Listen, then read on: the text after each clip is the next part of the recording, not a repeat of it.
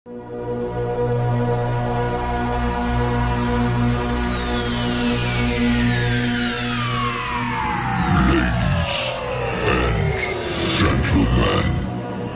may I have your attention, please? The show starts in 5, 4, 3,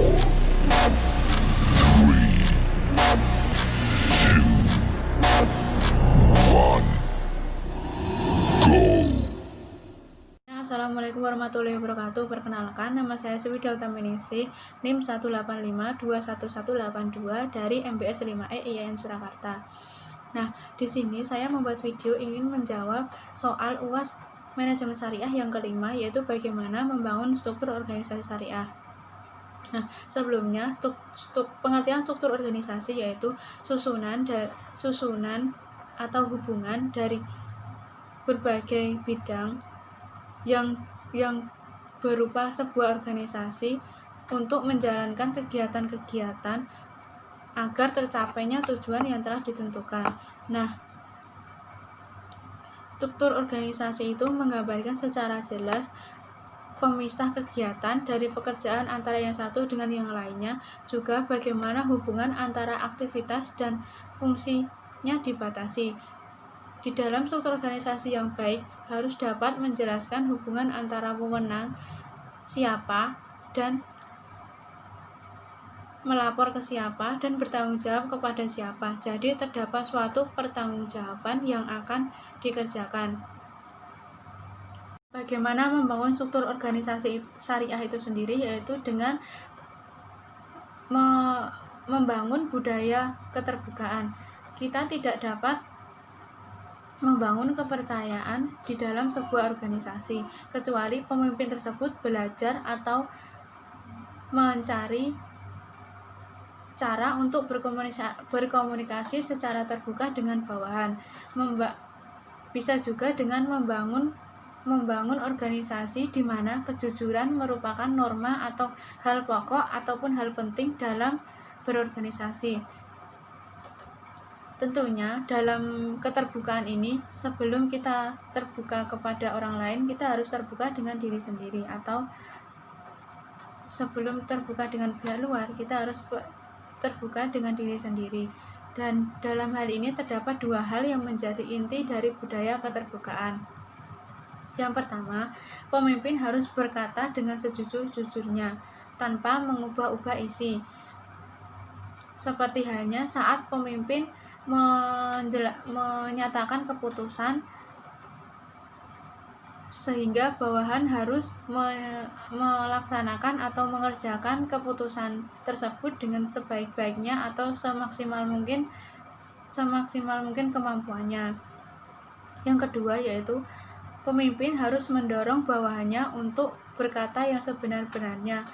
Dalam hal ini membutuhkan dua dalam penyampaiannya, yaitu siapa pendengarnya dan juga siapa yang berani mengutarakan atau berkata dengan jujur. Nah, cara membangun kepercayaan yang kedua yaitu dengan membangun struktur organisasi yang kedua, yaitu dengan cara membangun kepercayaan dalam organisasi. Nah, organisasi apapun punya keinginan untuk maju atau menjadi lebih baik, atau memiliki progres yang positif, bukan sebaliknya. Organisasi itu bukan semata-mata sekedar tempat untuk berkumpul, melainkan juga tempat sebagai pintu ataupun gerbang untuk mengantarkan keberhasilan seseorang dalam sukses dalam meraih sebuah obsesi hidup seseorang maupun banyak orang.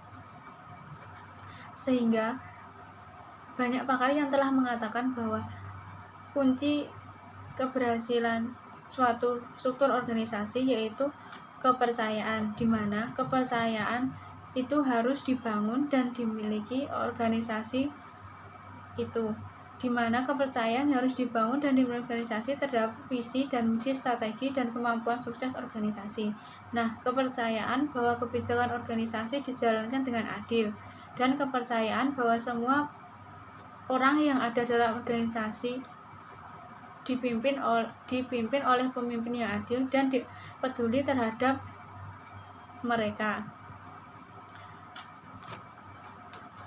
Nah, cara yang ketiga membangun struktur organisasi syariah yaitu dengan membangun organisasi menjadi komunitas. Pemimpin panutan itu akan menjadi penghuni jiwa bagi setiap yang ada di pimpinannya. Pimpinan panutan tidak akan menyulitkan ataupun menyudutkan setiap orang, tetapi akan berusaha untuk membangun organisasi menjadi sebuah komunitas yang direncanakan. Gaya kepemimpinan seperti kekeluargaan biasanya di dalam komunitas akan menjadikan setiap individu menjadi individu yang mengerti budaya kerja dan menjadikan beretika tinggi. Pemimpin panutan itu selalu menciptakan rasa aman dan mampu mengayomi pada setiap individu yang ada di dalam komunitasnya. Pemimpin panutan yang efektif akan menjadikan komunitas menjadi sarana untuk menciptakan satuan lingkungan kerja di mana ada kesempatan yang luas untuk melahirkan pemimpin komunitas yang baru.